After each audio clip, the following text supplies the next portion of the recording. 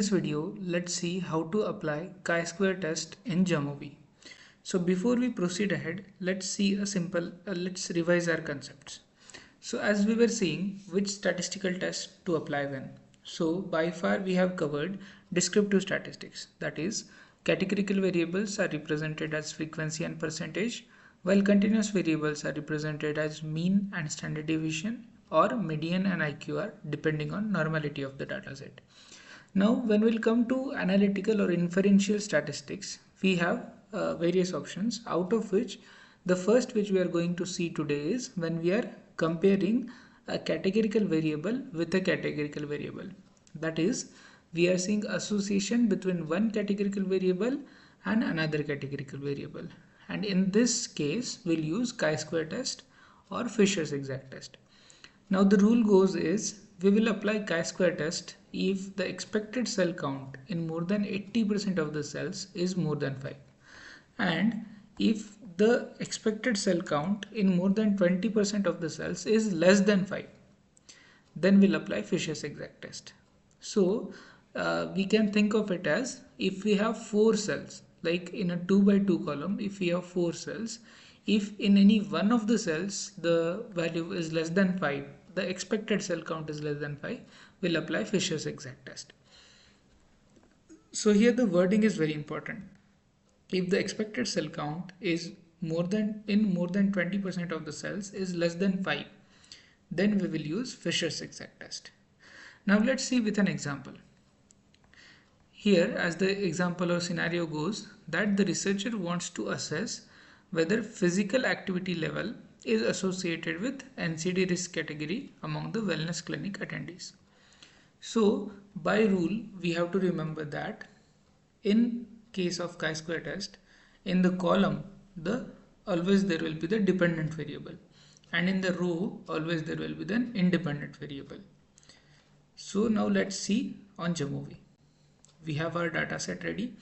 Now to apply chi-square test, we have to go to this frequencies. Here we can see independent samples or chi-square test of association. Now, as our example was saying, we have to take NCD risk categories in column, since it's our dependent variable, and we'll once again check with an example. The risk category is an dependent variable, so we have to put it in column, and in row we have to take physical activity. So we'll take physical activity in the rows. Now we'll get this basic table. It takes hardly few seconds to a minute to load. Now we can see this is the basic table which we have got on JAMOVI. Now we have to do a little modification. We'll first click on cells. Now whatever values you are seeing here, these are observed count. But as you can recall from the start of our video, that our decision will depend on the expected count. So we will click on the expected count. Now just give a quick look here. So you can see in all the cells the expected count is more than 5, which means we can use chi-square test here. If in more than 20% of the cells the expected cell count was to be less than 5, then we would have used we would have used Fisher's exact test. Now after fulfilling this assumption, we'll uncheck the expected counts. Now whether to give row percentage or column percentage will depend on your objective, but most of the times, for the sake of analysis, we give row percentage. So I'll click here. Now we'll come to statistics. As you can see, chi-square is applied correctly. We would have applied Fisher's exact test as discussed, like if the expected cell count in more than 20% of the cells would have been less than 5. Now as we can see, the p-value is significant here. Okay, so in this case we can go a step ahead and we can use phi n Cramer's V, which will give the effect size. But in usual case scenarios, we don't report phi n Cramer V.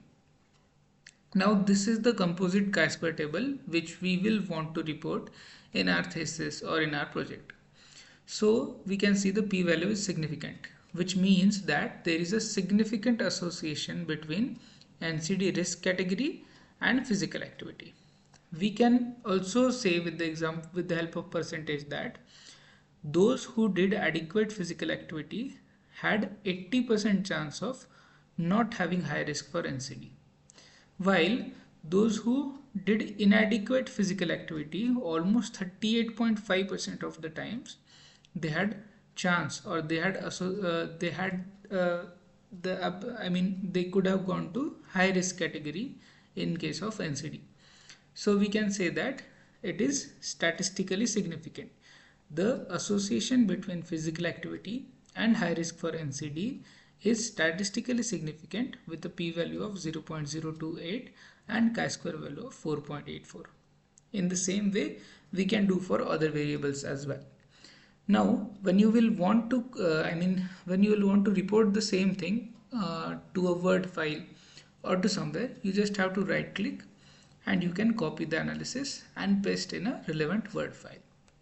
So that was it for the chi-square test. Stay tuned for the next video. Thank you so much.